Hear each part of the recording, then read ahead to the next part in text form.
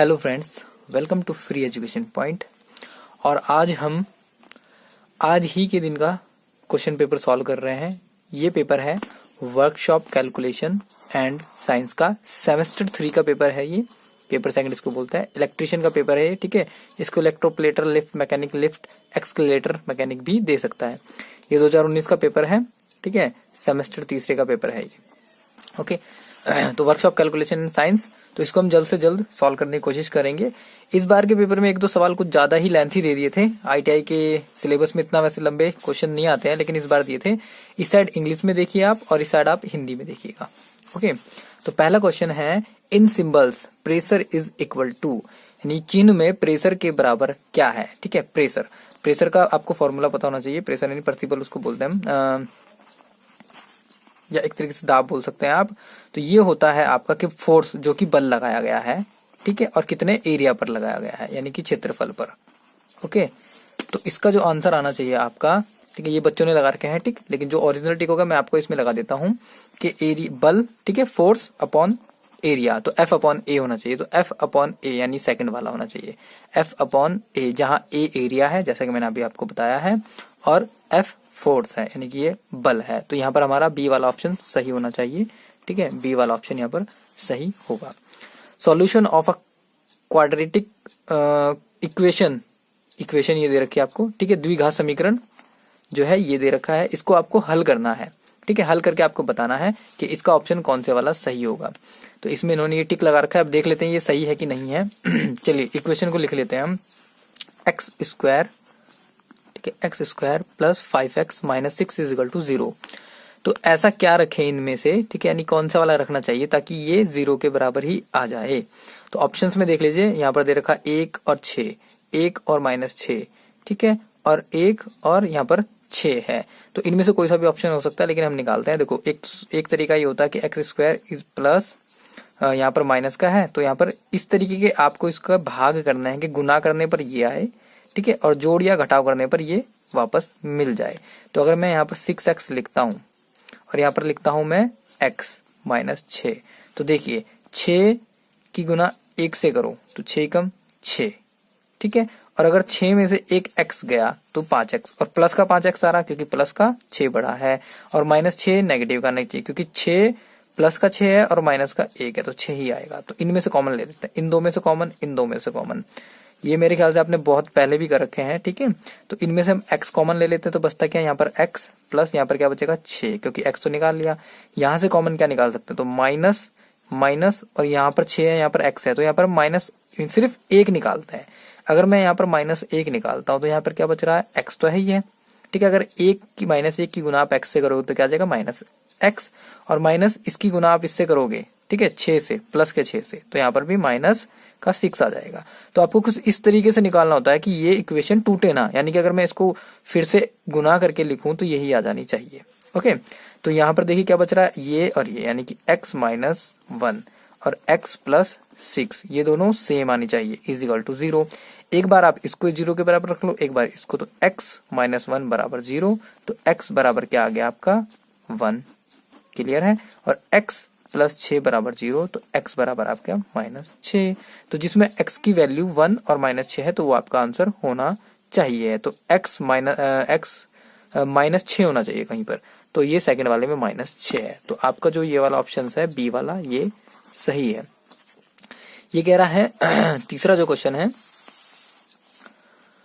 The colour bands for 47 ohm resistor with 10% tolerance are. तो ये जो 4700 ओम रजिस्टर के लिए कलर बैंड 10% उदारता के साथ कौन से वाला होगा, कलर बैंड आपको बताना है, ओके। तो देखो कलर बैंड के लिए मैंने बहुत ही अच्छी ट्रिक आपको बता रखी है, बब रॉय जीबी वीजी डब्ल्यू, ठीक है। ये 0 से स्टार्ट होता है और ये 9 तक जाता है। अब देखिए टॉलरेंस की भी बात की गई, तो आपको पता होना चाहिए गोल्ड का टॉलरेंस होता है हमारा प्लस माइनस 5%, और सिल्वर का होता है हमारा प्लस माइनस 10%, ठीक है। और जिसमें कोई भी कलर नहीं होता, नो कलर वाला, उसका होता है प्लस माइनस 20%। तो इसने टॉलरेंस कितना मांगा, टॉलरेंस इसने मांगा 10%। तो 10% किस में होता है भाई, सिल्वर में। तो यहाँ देखो लास्ट में सिल्वर किस में है, तो लास्ट में सिल्वर जो आ रहा है ये गोल्ड गोल्ड गोल्ड सिल्वर। तो हमारा ऑप्शन ये होना चाहिए सी, तो हमने ऐसे ही बता दिया कि भैया हमारा ऑप्शन सी होना चाहिए, लेकिन एक बार इसको क्रॉस चेक कर लेते हैं। क्रॉस चेक कैसे करेंगे कि भैया क्या 4700 भी आ रहा है? ठीक है, तो 4700 कैसे आएगा? देखो यहाँ पर हो गया 0, यहाँ पर हो गया 1, ये 2, 3, 4, 5, 6, 7 और ये 8। तो पहली और दूसरी मिला लेते हैं। तो पहला है हमारा 4 नंबर पर क्या है हमारा? येलो। फिर 7 पर क्या है हमारा? वॉयलेट, जिसको हम बैंगनी बोलते हैं। ठीक है, इसके बाद हमारे पास कितने जीरो हैं? 2, यानी 10 की घात 2 है, यानी कि 0, 10 की घात 0 क्या होता है? 1, 10 की घात 1 क्या होता है? 10, 10 की घात 2 क्या होता है? 100। तो ये कौन सा है? रेड। तो येलो यानी कि पीला, यानी कि यहाँ पर आपका देखिए येलो, वायलेट और रेड और सिल्वर आपका मिल गया। तो हिंदी में भी आप देख सकते हो पीला, बैंगनी, लाल और सिल्वर। तो ये आपका ऑप्शन नंबर सी सही होना चाहिए। A sine wave has a frequency of 50 hertz. Its angular frequency is. तो साइन वेव की फ्रीक्वेंसी 50 हर्ट्ज है, आपको एंगुलर फ्रीक्वेंसी बतानी है। तो मेरा हिसाब से तो जो आंसर निकला है वो आया है इसका 100 पाई है। यहाँ पर ध्यान रखना, ये पाई है, इसने एन लिख रखा है। अब इसने एन लिख रखा है या जो भी है आप समझ लीजिएगा। अगर आपको ये जो क्वेश्चन है किसी और तरीके से करना आता है तो आप उसको बताइएगा। अगर आप किसी भी क्वेश्चन को गलत बताते हैं, जैसे मैं टिक लगाया मैंने भैया ये सही है, लेकिन आप कहते हैं नहीं ये चौथा वाला सही है, तो आप उसका मेथड बताना कि किस हिसाब से सही है। आप थोड़ा बहुत लिख देना कमेंट बॉक्स में, तो मैं समझ जाऊंगा अगर वो सही है तो। ओके, लेकिन अदरवाइज ये जो मैं अपने हिसाब से करा रहा हूँ तो ये बिल्कुल क्लियर है मेरे हिसाब से। अगर आपके पास कोई और मेथड है, उससे कुछ और आंसर आ रहा है, तो आप जरूर बताना कमेंट बॉक्स में, लेकिन क्लियर करके बताना, ठीक है, ताकि हम समझ भी सकें। तो जो फोर्थ है उसमें कैसे आ रहा है देखो, क्योंकि हमें पता है साइन वेव की फ्रीक्वेंसी कुछ ऐसी होती है। ठीक है, ये साइन वेव, ये हो गया आपका पाई, ये हो गया आपका 2 पाई। ओके, तो ये हो गया आपका एक टाइम पीरियड। तो इसने क्या कहा 50 हर्ट्ज है, तो भैया 50 साइकिल्स इसने कितने लिए? एक सेकंड में लेता है ये 50 साइकिल्स। ठीक है, तो तभी ये फ्रीक्वेंसी कहलाती है। तो एंगुलर फ्रीक्वेंसी यानी कि ये वाली फ्रीक्वेंसी की इसने बात की है। तो मैंने यहाँ पर 2 पाई एन लिखा है, क्योंकि ओमेगा होता है, तो 2 पाई एन। ठीक है, एन कितना है? 50 हर्ट्ज। तो मैंने क्या किया, इसको 50 इंटू 100, तो 100 पाई। तो 100 पाई यानी कि अगर मैं लिखूं यहाँ पर 100 पाई, तो ये या तो इसने एन गलती से एन बन गया है। ठीक है, यानी कि प्रिंटिंग में इससे गलती हो गई है, तो इस हिसाब से ये 100 एन इसका आंसर आया है। नेक्स्ट क्वेश्चन है, a heater is rated as 230 volt और 10 kilowatt AC, the value 230 volt refer to. तो इसका मैं आपको दिखा देता हूं। एक हीटर की दर 230 वोल्ट और 10 किलोवाट एसी है, तो वैल्यू 230 वोल्ट डैश को संदर्भित करती है। तो 230 वोल्ट क्या बताती है ये आपको, कि क्या ये औसत वैल्यू है, एवरेज वोल्टेज है, क्या ये आरएमएस वोल्टेज है, क्या ये पीक वोल्टेज है, और क्या ये कोई भी नहीं है। तो कभी भी जो वोल्ट मीटर होता है, ध्यान रखना आप, वोल्ट मीटर आपको हमेशा आरएमएस वैल्यू ही देता है एसी की। ओके, अब आरएमएस वैल्यू, पीक वैल्यू और एवरेज वैल्यू क्या आती है देख लीजिए यहाँ पर। ये मान लीजिए आपकी एसी की सिनोसाइडल वेव है। ओके, ये हो गया आपका मैक्सिमम पॉइंट, यानी कि ये आई मैक्सिमम है, जिसको हम बोलते हैं पीक पॉइंट। ओके, ये हो गया आपका बिल्कुल जीरो वाला, ये नेगेटिव का पीक पॉइंट है। ठीक है, और ये पॉजिटिव का पीक पॉइंट है। एवरेज यानी कि अगर इसका और इसका एवरेज करोगे तो जीरो हो जाएगा, तो हम एवरेज करता है इस पूरे हाफ का ही, सिर्फ इस हाफ का एवरेज जो निकलता है वो निकलता है आपका I average is equal to 0.637 I maximum, और आई आर एम एस निकलता है आपका 0.707 आई मैक्सिमम। ठीक है, तो आई मैक्सिमम सबसे ज्यादा होगी, यानी कि अगर आप आई मैक्सिमम जो है निकालना चाहते हैं तो आप इनको इससे गुना करना पड़ेगा। नहीं, सबसे ज्यादा कौन सा है? I maximum. ठीक है, तो सबसे ज्यादा आई मैक्सिमम आएगी। आई आर एम एस कितनी होती है? ये 70% होती है, यानी कि ये लगभग यहाँ होती है। एवरेज यहाँ पर बैठेगी लगभग, अगर आप निकालना चाहें तो, और जो होगी आई मैक्सिमम की लगभग 70% आर एम एस वैल्यू होगी। इसको थोड़ा सा अभी आगे भी एक क्वेश्चन है, उसको उसमें भी सॉल्व करेंगे। तो ये हमेशा आर एम एस वैल्यू ही होती है। तो किसी भी एक ये क्वेश्चन जो है गवर्नमेंट एग्जाम में भी आ रखा है पहले से। ठीक है, तो इसको याद रखना आप लोग। The peak value of a sine wave is 200 volt, it's average value. तो आपको एवरेज वैल्यू बतानी है, पीक वैल्यू बता दी है, जैसे मैंने बताया ना, पीक वैल्यू बता दी है, आपको एवरेज निकालनी है।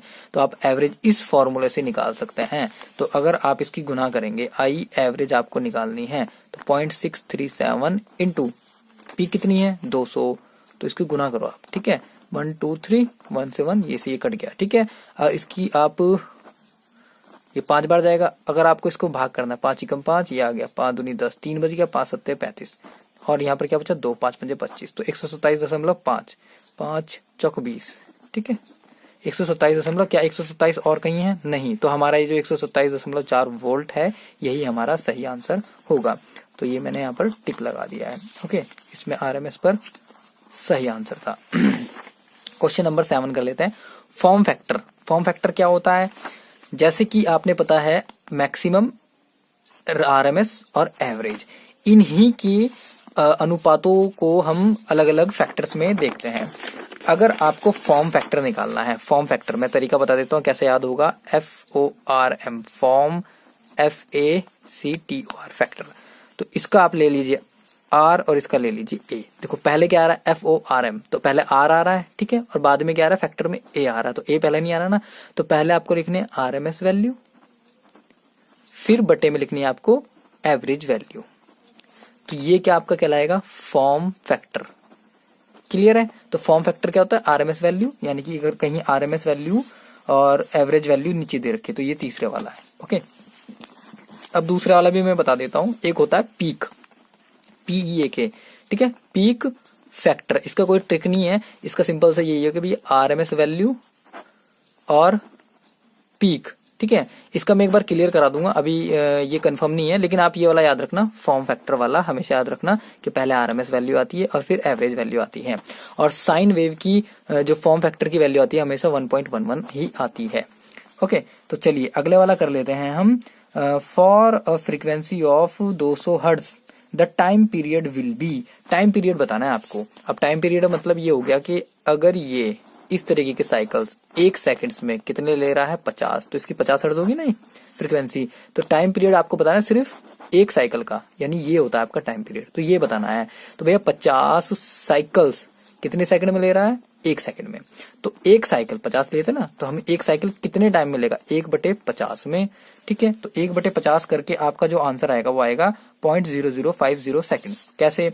देखो, अगर मैं यहाँ पर लगाता हूँ दशमलव और यहाँ लगाता हूँ 0, ओके, फिर यहाँ पर मैं 0 लगाकर फिर 0, तो ये 50 से कितनी बार जाएगा? 2 बार जाएगा। ठीक है, तो इसका आंसर आएगा 0.02 सेकंड्स। यहाँ पर कौन सा ऑप्शन है? 0.02 सेकंड्स, 0.02 सेकंड्स। सॉरी, गड़बड़ हो गया। गड़बड़ ये हुआ कि हमने वहां पे 50 हर्ट्ज ही ले ली, जो कि उसकी फ्रीक्वेंसी है, यानी कि 200 साइकिल्स हैं हमारे 1 सेकंड्स में। तो एक साइकिल होगा हमारा 1/200 में। तो अगर मैं यहाँ पर दशमलव लगा के 0 लगाता हूँ तो अभी भी छोटा है, तो 0 लगाकर 0 लगा देता हूँ। ठीक, अभी भी छोटा है तो 0 लगाकर एक और 0 लगा देता हूँ। तो 1 से 1, इससे ये 2 पंजे 10, तो 5, यानी कि 0.005 हमारे सेकंड्स होगा। तो 0.005 सेकंड्स होगा। ये ऑप्शन हमारा सही होगा। इसको हिंदी में भी देखते रहो। ठीक है, ये आ गया आपका 8वें का बी वाला ऑप्शन। सीरीज रिजोनेंट सर्किट में सर्किट का इम्पीडेंस होता है, ठीक है, in series resonance circuit impedance. Series resonance circuit क्या होता है? जब रेजिस्टेंस, इंडक्टर और कैपेसिटर एक सर्किट में लगे होते हैं सीरीज में। ठीक है, ये सीरीज में है तो इसको हम सीरीज इसको बोलते हैं RLC सर्किट। ठीक है, लेकिन जब इस सर्किट में L की वैल्यू बराबर होती है C की, ठीक है, L की वैल्यू और C की वैल्यू बराबर होती है, तो ये कहलाता है हमारा रिजोनेंट सर्किट। ठीक है, तो इसमें क्या होता है कि वर्क क्या कर रहा होता है? खाली रेजिस्टेंस। तो जब रेजिस्टेंस वर्क करता है तो इसकी थ्योरी थोड़ी सी लंबी सी है। तो उसमें जो इस सर्किट का इम्पीडेंस होता है Z होता है, Z बराबर आपको पता होगा R² plus XL minus XC का होल स्क्वायर। जब ये दोनों बराबर में है तो ये तो 0 हो गए। जब ये 0 हो गए तो किसके बराबर बचा? Z बराबर R, और Z बराबर R तो मिनिमम वैल्यू है ना, तो जो इम्पीडेंस होता है वो क्या होगा? मिनिमम। लेकिन अगर यहाँ पे कुछ भी वैल्यू होती तो Z की वैल्यू बढ़ जाती। तो इस समय क्या होगा? जब रिजोनेंट यानी सर्किट रिजोनेंस कंडीशन में आ जाता है तो इसका जो इम्पीडेंस होता है ये Z, ये बिल्कुल जो होता है मिनिमम हो जाता है, मिनिमम। ओके, इसका ऑप्शन होना चाहिए हमारा 9 का A, तो 9 का A न्यूनतम। ओके, बच्चों ने भी काफी हद तक सही टिक लगा रखे हैं। ये क्वेश्चन है, in a loss free RLC circuit, जैसा हमने RLC सर्किट पढ़ लिया है, circuit the transient current is, तो हानि रहित आरएलसी सर्किट में अस्थायी करंट होती है। तो किस तरीके की होती है अस्थायी करंट होती है? जो वो सिनोसाइडल वेव की होती है, यानी कि साइन वेव। ये जो आपको दिख रहा है ना, ये साइन वेव होती है, ठीक है। ये ऑसिलेटिंग नहीं होती, ठीक है, यानी कि ऑक्सीलेट नहीं कर रही होती है वो। The power factor at resonance in RLC parallel circuit is, RLC parallel circuit में जो पावर फैक्टर होता है वो क्या होता है? वो होता है आपका यूनिटी। ध्यान रखना, सीरीज में भी यूनिटी और पैरेलल में भी यूनिटी ही होता है, क्योंकि रेजिस्टिव सिर्फ रेजिस्टेंस वर्क करता है, बाकी दोनों नहीं करते, क्योंकि ये दोनों इक्वल हो जाते हैं इन अ प्योर इंडक्टिव सर्किट। अब मैं आपको समझा देता हूँ इंडक्टिव सर्किट क्या होता है। देखो, किसी सर्किट में अगर सिर्फ रेजिस्टेंस लगा है तो वो क्या है? Resistive circuit. किसी सर्किट में अगर केवल इंडक्टर लगा हुआ है तो वो क्या है? वो है इंडक्टिव सर्किट। इंडक्टिव सर्किट, ठीक है, इंडक्टिव सर्किट। किसी सर्किट में अगर केवल कैपेसिटर लगा है, कैपेसिटर ओनली, कैपेसिटेंस है, तो वो कौन सा सर्किट कहलाता है? वो कैपेसिटिव सर्किट कहलाता है। तो आप तो तीनों सर्किट समझ में आ गए। अब देखो इसमें क्या है? प्योर इंडक्टिव है। तो इंडक्टिव क्या होता है? देखो, ये चल रही है वोल्टेज और एक चलती है करंट। तो वोल्टेज मान लो ये है, रेजिस्टिव में चलती है करंट वोल्टेज के बिल्कुल साथ साथ, ठीक है, यानी कि ये आई हो गई। इंडक्टिव में क्या होता है कि वोल्टेज यहाँ चलती है तो करंट इससे लैग कर जाती है पीछे 90 डिग्री। ये 0 होता है तो ये पीछे हो जाती है, तो करंट यहाँ होती है और वोल्टेज यहाँ होती है। कैपेसिटिव में क्या होता है कि वोल्टेज यहाँ रह जाती है और करंट आगे भाग जाती है 90 डिग्री। ये 0 डिग्री है तो 90 डिग्री। तो ध्यान रखना, कैपेसिटिव में करंट आगे चलती है, यानी लीड करती है, लीड, ठीक है, यानी कि आगे, ओके। और इंडक्टिव में ये लैग करती है, एलएजी, लैग, यानी कि पीछे होती है, किससे? वोल्टेज से। और अगर वो खाली रेजिस्टिव सर्किट की बात करें, यानी जैसे मैंने बात किया था आरएलसी में, जब ये दोनों बराबर हो जाते हैं तो ये क्या होता है? एक दूसरे के साथ ही चलती हैं। तो इस कंडीशन में कॉस थीटा क्या हो जाता है? आपका 0 डिग्री, ठीक है। और जब 0 डिग्री की वैल्यू आपको पता होनी चाहिए क्या होती है? 1। तो पावर फैक्टर क्या हो गया? 1, यानी यूनिटी। तो इसलिए आरएलसी सर्किट में जो रिजोनेंस कंडीशन आती है तो जो पावर फैक्टर होता है वो यूनिटी हो जाता है। तो आपको यहाँ पर क्वेश्चन में पूछा हुआ है कि इंडक्टिव सर्किट जो है, शुद्ध इंडक्टिव सर्किट में क्या होता है? तो करंट वोल्टेज के साथ फेज में होती है? नहीं, बिल्कुल नहीं। करंट वोल्टेज से 90 डिग्री पीछे रह जाता है। तो ये वाला सही है। तो दूसरे वाला जो ऑप्शन है वो सही है। मैं कोशिश करता हूँ कि आपको एक क्वेश्चन में कुछ ऐसी भी चीजें बताई जाए जो आपके फ्यूचर में भी काम आए, ठीक है। इस वजह से वीडियो थोड़ी लंबी हो जाती है, लेकिन देख लेना, आप ही के लिए है ये। The time constant of series RC circuit is given bye, इसका जो ऑप्शन है ये सी है। इसमें कोई ज्यादा डिटेल में नहीं है, सिर्फ ऑप्शन याद रखना किस हिसाब से है ये। If sinusoidal wave has frequency of 50 hertz with 30 ampere RMS current, which of the following equation represent this wave, ठीक है। तो ये बहुत ही अच्छा क्वेश्चन है। अब इसका आंसर तो इसमें टिक कर रखा है, सही है, ठीक है, लेकिन कैसे आया? देखो, इसने क्या दिया हुआ है? हमें फ्रीक्वेंसी दे रखी है, यानी कि एफ दे रखी है इसने 50 हर्ट्ज, और इसने क्या दे रखा है? करंट, यानी आई आरएमएस वैल्यू दे रखी है। ये कितनी है हमारी? 30 एम्पियर। लेकिन जो ये वेव होती है, ये बनती है, ये वेव होती क्या है? ये होती है आपकी इंटेंसियस वेव, ठीक है, यानी कि तात्क्षणिक मान कभी भी ली जाती है, एक अचानक टाइम पर। इसकी वैल्यू होती है I maximum sine omega T. तो आई मैक्सिमम, तो यहाँ पे क्या आना चाहिए? आई मैक्सिमम, लेकिन यहाँ पे हमें क्या दे रखा है? आई आरएमएस। तो पहले आप मैक्सिमम निकाल लो। ओमेगा टी, ओमेगा आपको पता होता है 2 पाई एफ, यानी कि ये फ्रीक्वेंसी होती है, और इंटू टी। तो अगर फ्रीक्वेंसी आपको दे रखी है तो 2 पाई की वैल्यू रख के आप ये भी निकाल सकते हो, ये वाला, क्योंकि यहाँ पे टी भी दे रखे हैं। तो दोनों में से आप कोई भी निकाल लो, चाहे आप स्टार्टिंग का निकाल लो क्योंकि अलग अलग हैं, और चाहे आप ये लास्ट वाला निकाल लो। अगर मैं स्टार्टिंग की निकालने की बात करता हूँ, आरएमएस दे रखे, तो आई मैक्सिमम निकालनी है मुझे। तो आई मैक्सिमम आपको पता होना चाहिए। देखो, जैसे कि मैंने आपको फॉर्मूला पढ़ा था, आई आरएमएस 70% होती है ना, 0.707 इंटू आई मैक्सिमम।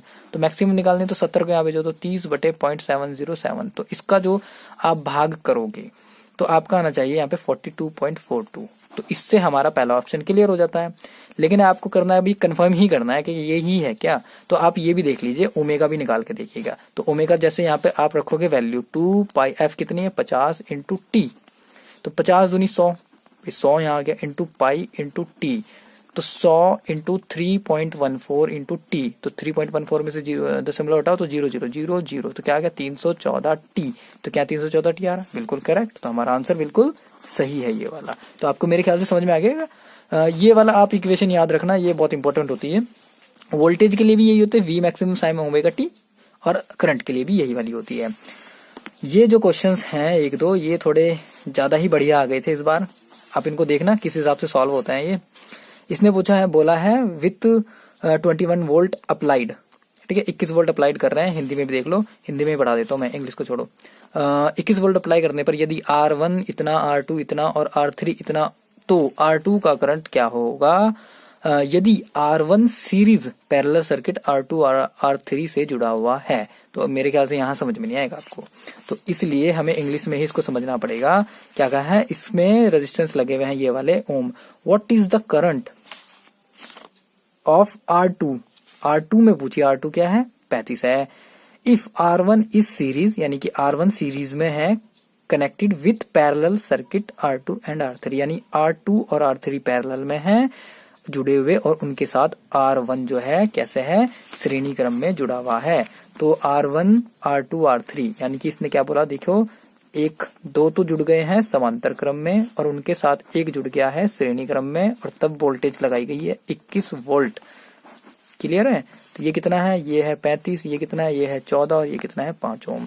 तो इसने किस में पूछी करंट, इस वाले में करंट पूछ ली है, एम्पियर। तो ये क्वेश्चन काफी अच्छा है, ठीक है, थोड़ा लेंथी भी है लेकिन अच्छा है। तो हमें क्या करना होगा, पहले टोटल रेजिस्टेंस निकालना होगा, यानी कि हमें क्या करना होगा, 21 वोल्ट सप्लाई पर एक रेजिस्टेंस निकालना फिक्स, उसकी वैल्यू कितनी होगी।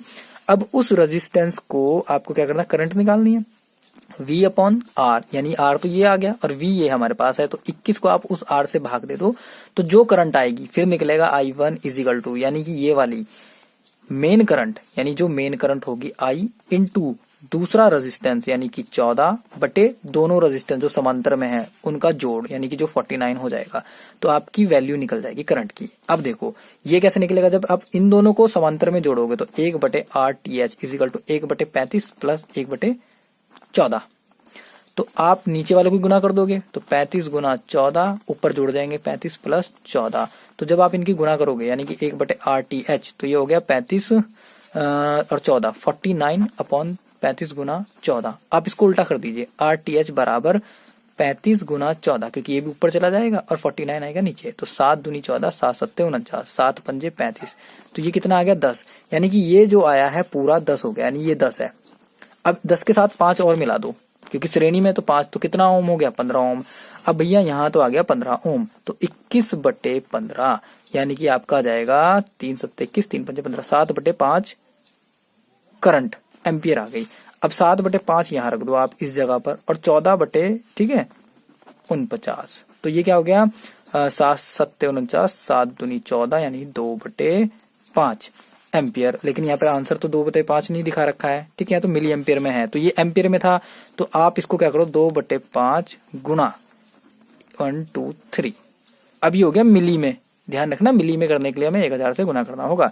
तो 5 दूनी 10 और 2 0 और 2 दूनी 4, 400 मिली एम्पियर हमारा आंसर हो। कैसे किया था हमने, सबसे पहले हमने एक टोटल रेजिस्टेंस निकाला जो कि हमारा निकला 15 ओम।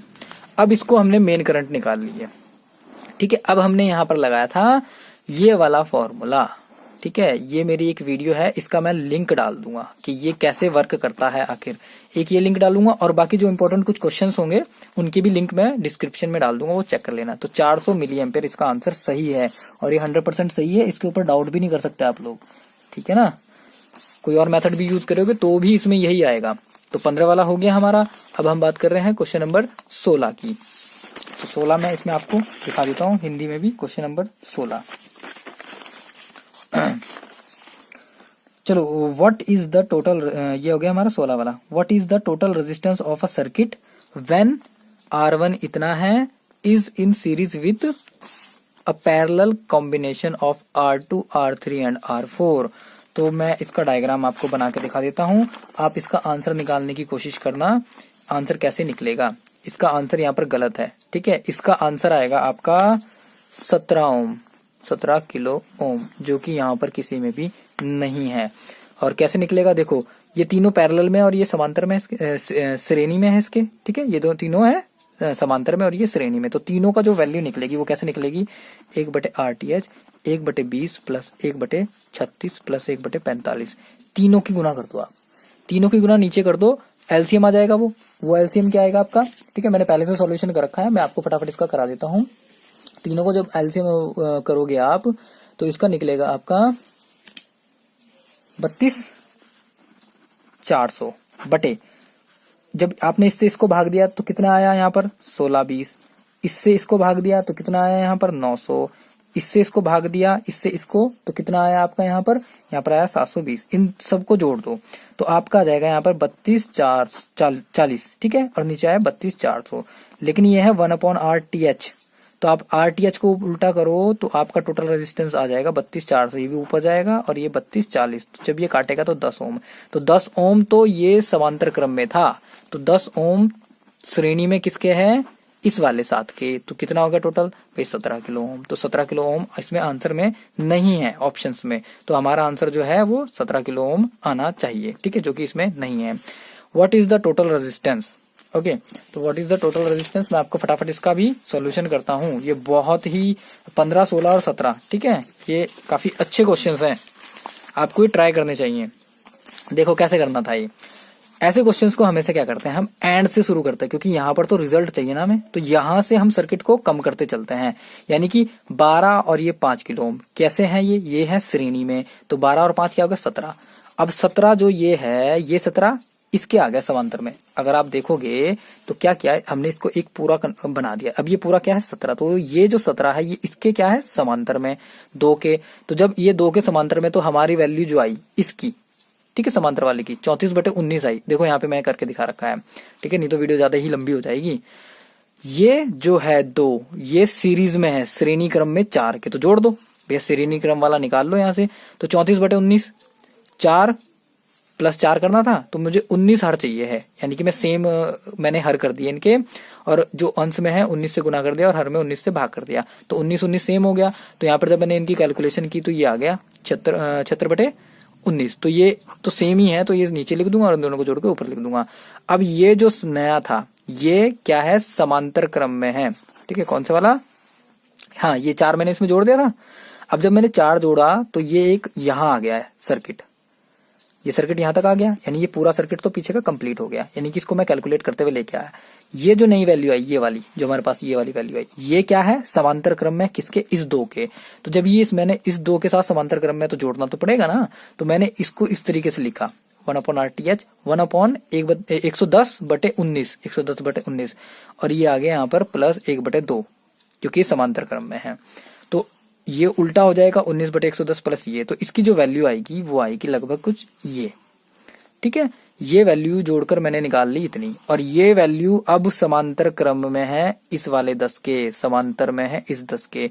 तो अब इसको भी जोड़ो, तो जब इसको भी आप इसके साथ जोड़ोगे, क्योंकि मैंने 37 से मुझे ये चाहिए था हर सेम, तो मैंने 10 को क्या करा 1/10 को, तो 10 को तो नीचे 37 से गुना कर दिया, तो ये कितना हो गया 370, और ऊपर भी 37 से गुना कर दिया, तो ये हर सेम हो गए, तो ऊपर वाले जुड़ जाएंगे इजीली, तो मैंने इनको जोड़ दिया। अब ये जोड़कर इस वाले के श्रेणी क्रम में आ गया, तो भैया मैंने श्रेणी क्रम में था तो जोड़ा, तो मेरे पास आंसर ये आया, ओके। अब ये वाला जो था पूरा, जो मैंने ये वाली रिजल्ट निकाली थी, ये वाला अब फिर समांतर क्रम में आ गया इस 8 के। तो जब ये इसके समांतर क्रम में आया, तो मैंने ये इस तरीके से जोड़ते हुए इसको सॉल्व करते हुए 3.2 किलो ओम आंसर लेके आए, जो कि हमारे पास ये वाला ऑप्शन है। इसको निकालने में खुद आपको 15-20 मिनट लग जाएंगे, इसलिए ये इंपॉर्टेंट है क्वेश्चन। ऐसे ऐसे क्वेश्चन भी आपको करने चाहिए। ये लेवल ITI का नहीं था, लेकिन इन्होंने दिया है, तो आपको अब थोड़ा थोड़ा अपनी भी लिए भी मेहनत करनी होगी ITI वालों को भी, क्योंकि ऐसे क्वेश्चन नहीं आते हैं नॉर्मल से, लेकिन इन्होंने दिए हैं इस बार। तो आप भी अगले पेपर के लिए तैयार हो जाओ कि हाँ ऐसे ऐसे क्वेश्चंस आ सकते हैं। चलिए, तो ये हो गया क्वेश्चन नंबर 18। अभी देख लेते हैं। तो क्वेश्चन नंबर 18 यहाँ पर इंग्लिश में, यहाँ पर हिंदी में है। 3 रेजिस्टेंस, ये इनकी value are connected in parallel, समांतर क्रम में है। The combination resistance combined resistance is given by, तो भैया 3 रेजिस्टेंस दे रखे हैं, समांतर क्रम में दे रखे हैं, तो इनका कंबाइंड रेजिस्टेंस आपको बताना है। तो आपको पता ही होना चाहिए 1/RTH, क्योंकि समांतर के लिए ये होता है 1/R1 + 1/R2 + 1/R3, 3 रेजिस्टेंस है। अगर श्रेणी की बात करें तो RTH यानी total resistance R1 + R2 + R3 ये होता है। ओके, कैसे होता है इसके लिए भी फिर मैं लिंक डालूंगा, अगर आपको ये भी नहीं आता, ये बहुत ही बेसिक है। तो इन तीनों को यहाँ पर लिखना है आपको, 1/20 + 1/30 + 1/7।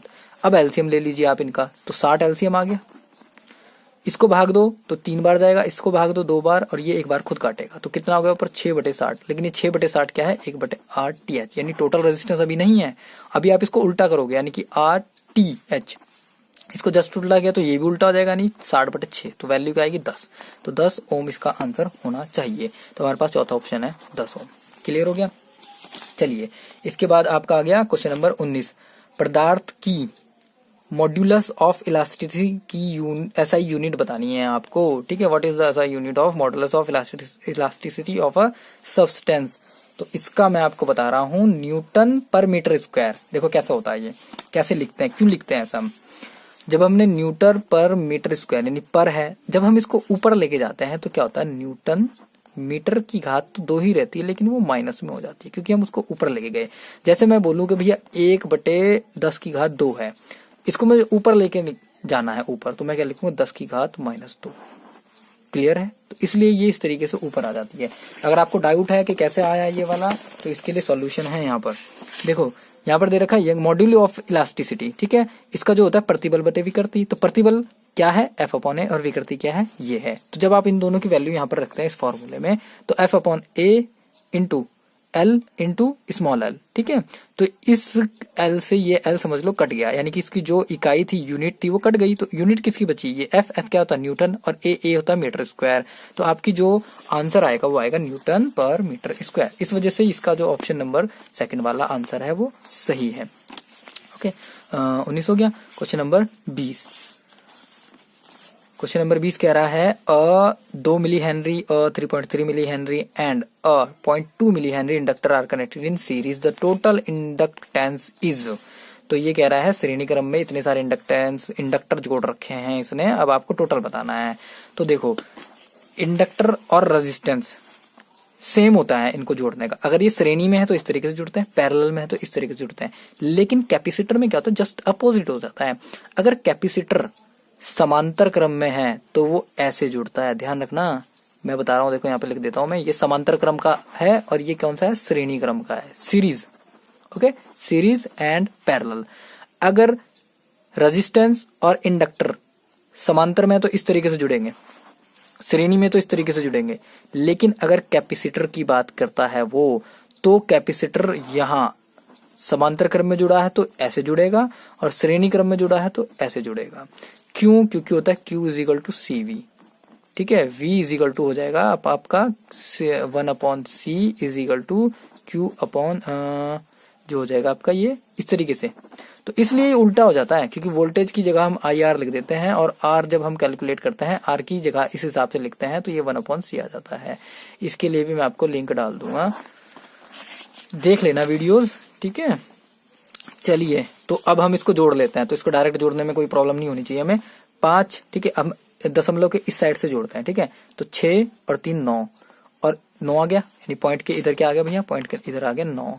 और इस साइड कितना आना चाहिए, 0 है यहाँ पे 4 और 5 है तो 9, यानी 9.9 मिली हेनरी।